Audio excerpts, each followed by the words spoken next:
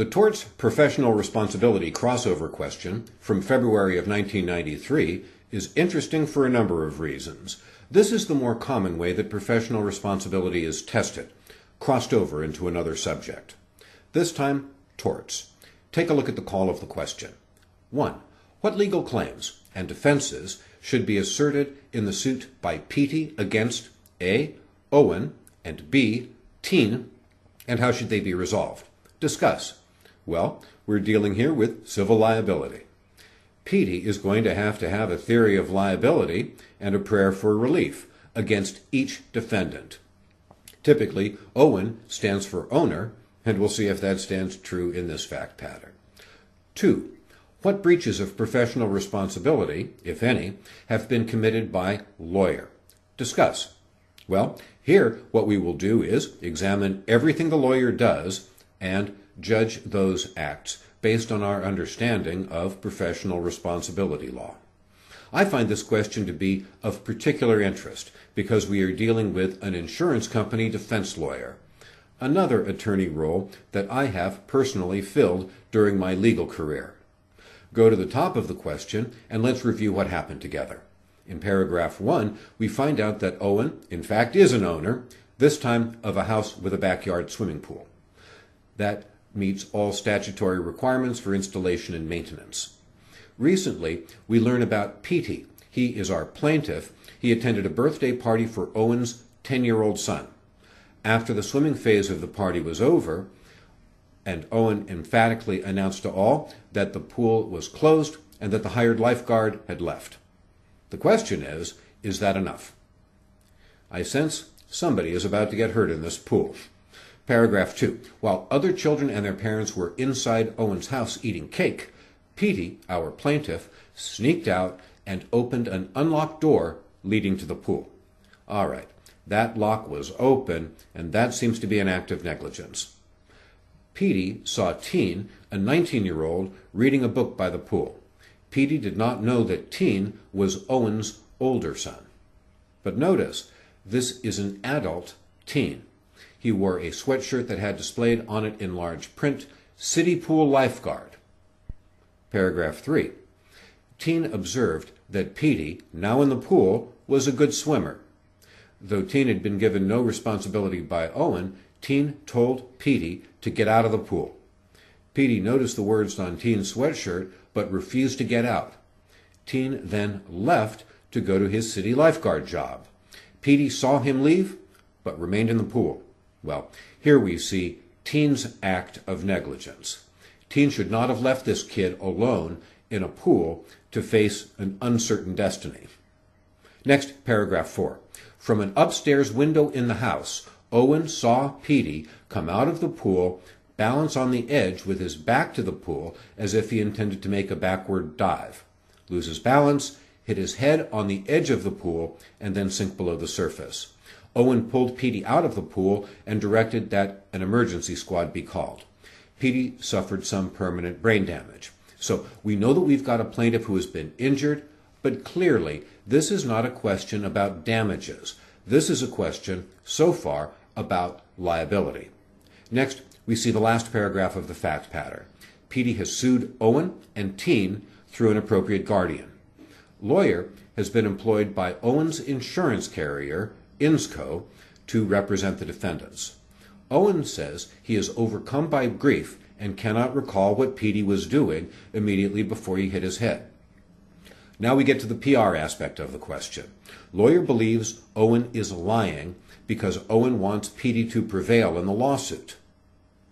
Lawyer privately advises INSCO of his beliefs, continues to investigate factual matters, and prepares to defend. However, he intends to advise INSCO that if Owen continues to have a memory lapse, INSCO will not be liable under the policy for the failure of Owen to cooperate as required by the terms of the policy. Well, here we've got a number of ethical issues. We've got obvious problems with a conflict of interest, and we will go into these in some depth below. Then we get the call of the question. This is a somewhat tricky fact pattern because we've got to come up with the theories of liability. They are not spoon-fed to us. Also, this appears to be a question that is roughly 2/3 torts and 1/3 professional responsibility. Please take a look at the outline of issues that I present, and let's see how one could organize a thorough response. We know that our plaintiff, Petey, is suing 2 civil defendants, and so we revert back to the techniques that we studied at the very beginning of our work together, and we apply them. We've got 2 lawsuits, Petey versus Owen and Petey versus Teen. For both of these lawsuits, there is the same feature of the same theory of liability, negligence. So, with regard to Petey versus Owen, we consider duty, breach, causation, and damages, and we also consider the potential defenses of Owen. Then we consider Petey versus Teen. We go through the same elements of liability.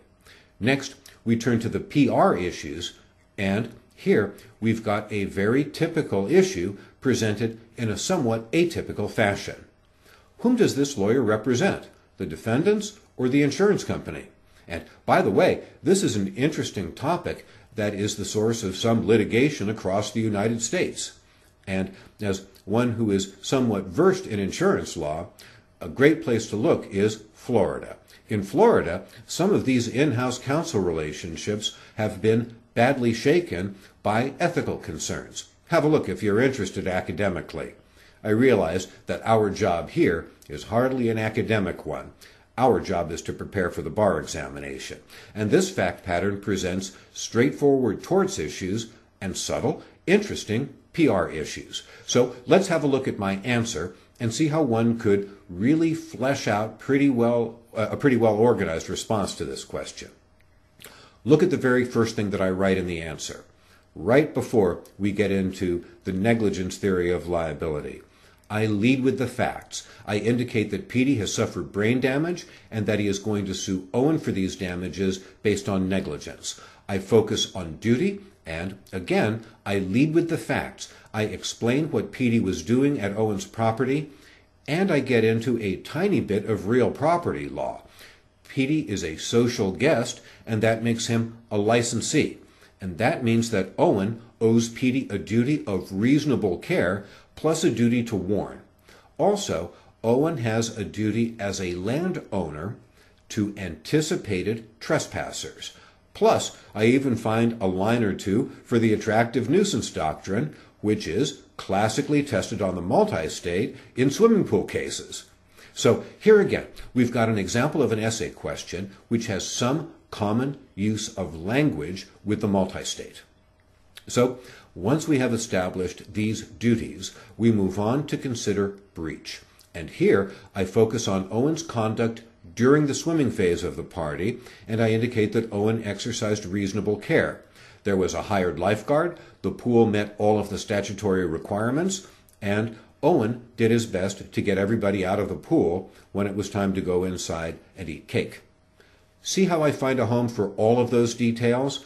Once again, we've got a model answer by me underlining for everybody this idea of finding a home for the facts. Notice that I am not merely reciting the facts. I am presenting these details in the context of a sophisticated and somewhat subtle legal analysis. Next, in the breach section, I focus on Petey and how he sneaked out of the house and went back to the pool. Here, Petey is no longer a licensee, but is a trespasser because he knew that he was not allowed to go back to the pool. He opened an unlocked door to get in. Here, the attractive nuisance doctrine becomes even more important. Owen failed to keep the door locked, and that's a breach of duty. Next, we go into causation, and I establish the but-for cause of Petey's injuries. Next, we consider the behavior of Teen, and we ask, is this an intervening cause that would break the chain of causation? We ask the question, we answer it no, and we even go a step further to indicate that Owen could be vicariously liable for the conduct of Teen. The bottom line, Owen is a proximate cause of the injuries suffered by Teen. Suffered by Petey. I focus on damages. It's easy. I do it in 2 or 3 sentences. All I do is find a home for the facts and move on. Clearly, this is a torts question about breach of duty, not about damages. Next, I focus on defenses, Owen's defenses. Clearly, the conduct of the plaintiff is comparatively negligent. Also, Petey knew there was no lifeguard present. Still, even though I consider this an assumption of risk, I recognize that the defendants may still face some liability. But here, recognize there are valid defenses that can be interposed by an aggressive defense lawyer. And the alleged failure of memory on the part of Owen certainly does sabotage all of these defenses. Next, we focus on the second defendant, Teen, and we look at the lawsuit of Petey versus Teen. You'll notice this analysis is a lot more thin than that involving Owen.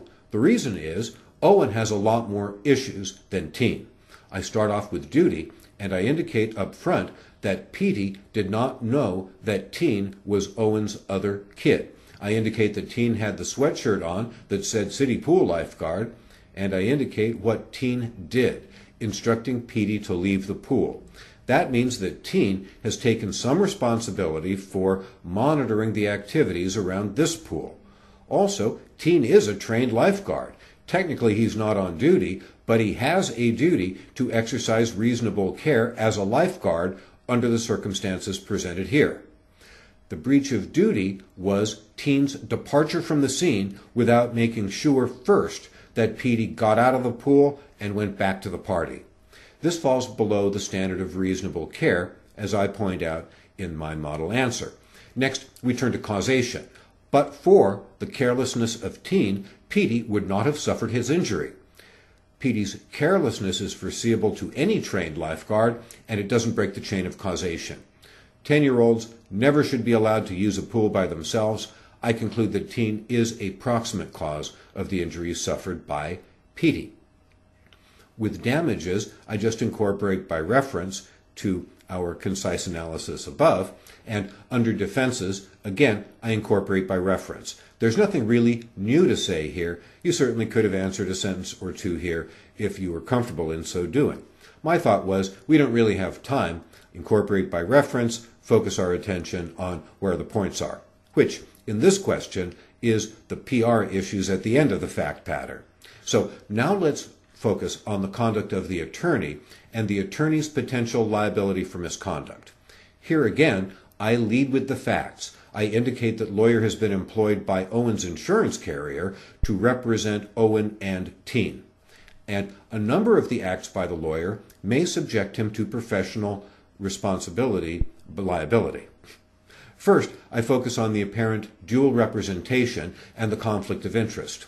The attorney has been hired to represent Owen and Teen, not the insurance company. And what that means is lawyer owes Owen and Teen a duty of loyalty. He's got to be their advocate. And instead, the lawyer has told the people that are paying him, the insurance company, that Owen is going to lie about his memory in order to make sure that the defense loses. Lawyer continues to prepare the defense while simultaneously advising the insurance company that they aren't going to be liable. It's obviously a conflict of interest, and the lawyer has to get out of this case or be subject to professional discipline. Next, I focus on the attorney-client privilege issue. That means that the attorney has to respect the confidential communications with his client. Here, Owen has told the lawyer that he's overcome by grief and doesn't recall what happened. The lawyer doesn't believe him. But the lawyer is only making a subjective judgment. He can't disclose confidential communications. When the lawyer told the insurance company about these confidential discussions, he breached his duty of loyalty and he violated the attorney-client privilege, and he should be disciplined for these acts of misconduct. Next, I focus on Owen's testimony. Lawyer could be subject to discipline for suborning perjury if he puts on testimony he knows to be false. The problem here, though, is that the lawyer does not have actual knowledge as to the falsity of the testimony. Look at it from the situation of an objective observer. Here we've got a dad who watches a kid, not his own kid, but a friend of one of his kids, suffer a violent injury and a traumatic head harm by hitting his head on the pool. it's certainly possible that a parent in that situation could forget the details. What the lawyer should have done here was confront the client with his suspicion, and then at least taken the time to judge the demeanor and the reasonableness of what the client said. If at that point he still believed the client was lying, he should have just withdrawn from the case. And if the lawyer, for some tangible reason, is positive that the client is lying, well, then his duty of candor clicks in. So you'll see the PR aspect of the question is an important one, and it's a somewhat complicated one. That's why I included this fact pattern, and as always, I'm confident that you found it to be useful.